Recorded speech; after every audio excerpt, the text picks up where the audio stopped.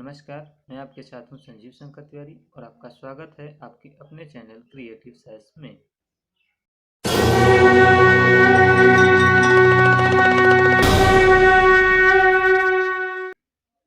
आज की इस वीडियो में हम आपके साथ बात करेंगे कि कैसे आप किसान बंधु अपने विक्रेता से जाकर के खाद की खरीदारी फिंगरप्रिंट ना देकर के ओटीपी से कर सकते हैं।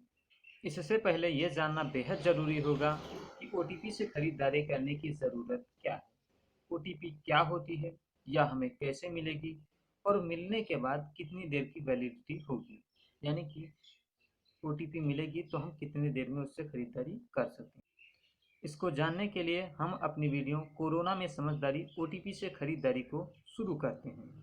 ओटीपी यानी कि वन टाइम पासवर्ड, जैसा इसका नाम है वैसा ही इसका काम है। जब आप किसी वेबसाइट पर अपनी पर्सनल डिटेल्स भर करके कोई काम कर रहे होते हैं, तब ऐसे में उस डेटा की पुष्टि के लिए आपको एक पुष्टि अंक प्रदान किया जाता है जिसे ओटीपी कहते हैं। अब ये ओटीपी नंबर आप उसे देते हैं तो वह आपका काम पूरा करता है, अगर नहीं देते हैं तो आपका काम पूरा नहीं करता है। अगर आपका काम ओटीपी की वजह से पूरा नहीं हुआ है तो आप रीसेंड ओटीपी करके नई ओटीपी प्राप्त करके उस काम को पूरा कर सकते हैं। ओटीपी बहुत ही सिक्योर और सेंसिटिव सिक्योरिटी सिस्टम है। इसे आपको बिना कार्य का उद्देश्य जाने किसी के साथ साझा नहीं करना चाहिए। अक्सर आपने देखा होगा बैंक के फ़ोन आते हैं जिसमें ये बताया जाता है कि अगर सामने वाला आपको बैंक अधिकारी बता करके आपकी पर्सनल डिटेल जैसे एटीएम का नंबर, सीवीवी नंबर या फिर पिन नंबर पूछता है तो उसे आप ना बताएं, क्योंकि बैंक के अधिकारी ऐसे जानकारी फ़ोन करके नहीं लेते हैं और अगर आप बताते हैं तो आपके साथ धोखाधड़ी हो सकती है। खैर, हम अपने मुद्दे पर लौटते हैं और जानते हैं कि कैसे खाद खरीदने के लिए हमें ओटीपी मिलेगी। हम अपना आधार कार्ड अपने विक्रेता को देते हैं, वह अपने पोस्ट मशीन में नंबर डालता है। उसके बाद ओटीपी ऑथेंटिकेशन पर क्लिक करता है। उसके बाद हमें हमारी मोबाइल पर मैसेज मिल जाएगा। अब यह जानना बेहद ज़रूरी है कि हमें किस मोबाइल नंबर पर वो ओटीपी नंबर मिलेगा। देखिए, आपने अपना आधार कार्ड नंबर उस मशीन में डलवाया है, तो आपकी सारी जानकारी जैसे नाम, पिता का नाम, पता, जन्म तिथि, मोबाइल नंबर, ईमेल आईडी, 10 उंगलियों के फिंगरप्रिंट, रेटिना स्कैन, ये सारी जानकारी आपकी मिल जाती है, लेकिन उसे दिखाई नहीं देती है। आपके सर्वर पर वो जानकारी मिल जाती है जिस सर्वर से वो जुड़ करके काम कर रहा है। अब उस सर्वर को जो नंबर मिला उस मोबाइल नंबर पर आपकी ओटीपी भेज दी जाएगी और ये वो नंबर है जो आपने आधार कार्ड बनवाते वक्त डलवाया था। अब वो चाहे आपका हो, चाहे आपके पिता का हो, पुत्र का हो, पति का हो या किसी भी संबंधी का हो, उस नंबर पर ओटीपी भेज दी जाएगी। अब इस काम को करने के लिए कि ओटीपी मंगाई जाए और उसके बाद विक्रेता को दी जाए। अगर अपना नंबर है तो कोई दिक्कत नहीं है, अगर किसी संबंधी का है तो आपके लिए ज़रूरी है कि उस ओटीपी नंबर को फ़ोन करके मंगवाओ, फिर अपने विक्रेता को दो, फिर वो आपका काम पूरा करे। अब इसके लिए ज़रूरी है कि ओटीपी की वैलिडिटी जानना कि ओटीपी कितनी देर के लिए वैलिड होगी। तो इसके लिए हम जानते हैं ओटीपी की वैलिडिटी। ओटीपी की वैलिडिटी 3 प्रकार से निर्धारित की जाती है।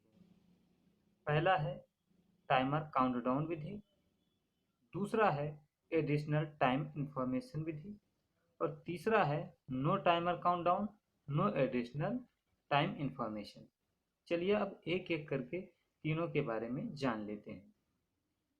तो सबसे पहले बात करते हैं टाइमर काउंटडाउन विधि के बारे में। कुछ जगहों पर ऐसा होता है कि जैसे हम ओटीपी ऑप्शन पर क्लिक करते हैं वैसे हमारे मोबाइल पर ओटीपी भेज दी जाती है और उसी पर जहां ओटीपी मांगी जा रही है उसी के नीचे एक टाइमर का काउंटडाउन शुरू हो जाता है। अब ये काउंटडाउन पूरा हो उससे पहले हमें ओटीपी अपनी दे देनी होती है। अगर हम ओटीपी दे पाते हैं उस टाइमर काउंटडाउन के पूरा होने से पहले तो हमारा काम पूरा होता है, अन्यथा हमें रीसेंड ओटीपी करके दूसरी ओटीपी लेनी होती है उस काम को पूरा करने के लिए, तब हमारा काम जाकर के पूरा होता है। अब बात करते हैं दूसरी विधि एडिशनल टाइम इंफॉर्मेशन विधि के बारे में। कुछ जगहों पर ऐसा होता है कि हम ओटीपी ऑप्शन पर क्लिक करते हैं और हमारे मोबाइल नंबर पर ओटीपी भेज दी जाती है, लेकिन वहाँ पर टाइमर काउंटडाउन नहीं चलता है। अब जब हमें मैसेज मिलता है तो उसमें देखते हैं कि ओटीपी नंबर के साथ साथ हमें एक टाइम मिला है कि इतनी देर के लिए हमारी ओटीपी वैलिड है। अब इस खाद के मामले में देखा जाए तो 10 मिनट की वैलिडिटी के साथ हमें ओटीपी मिलती है जो कि 6 डिजिट की होती है। अब 10 मिनट में आप अगर आपके संबंधियों का नंबर लगा हुआ है तो उनसे आप फ़ोन करके मंगवा करके आप अपने विक्रेता को दीजिए, वो आपका काम पूरा कर देंगे। अगर ये काम 10 मिनट में आप पूरा नहीं कर पाते हैं तो आपको रीसेंड ओटीपी करके दूसरी ओटीपी लेनी होगी इस काम को पूरा करने के लिए, ताकि आपके नाम की बिक्री हो सके। अब बात करते हैं तीसरी विधि, no timer countdown no additional information के बारे में। कुछ जगहों पर ऐसा देखा जाता है कि जब हम ओटीपी ऑप्शन पर क्लिक करते हैं तो हमारे पास ओटीपी भेज दी जाती है, वहाँ पर कोई काउंटडाउन नहीं चलता है और ना ही मैसेज मिलने वाली जगह पर हमें ओटीपी तो मिल जाती है लेकिन उसकी वैलिडिटी नहीं मिलती है कि इतने समय के लिए वैलिड है।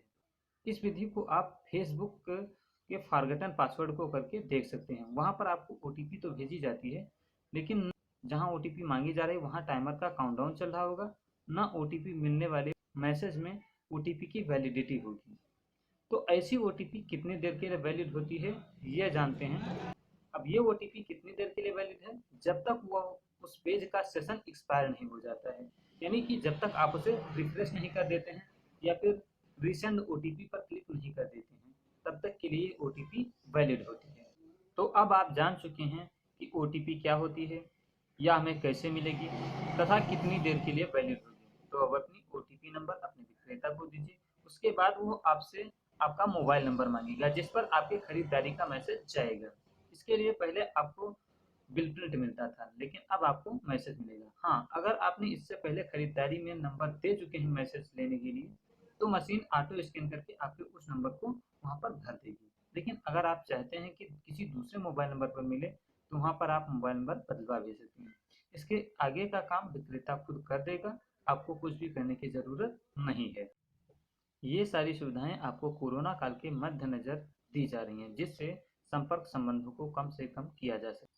हाँ, डिजिटल मोड में आप पेमेंट करके उस संपर्क संबंध को भी कम कर सकते हैं। तो दिखाएं कोरोना काल में समझदारी, करें ओटीपी से खरीदारी का ये वीडियो यहीं पर खत्म होता है।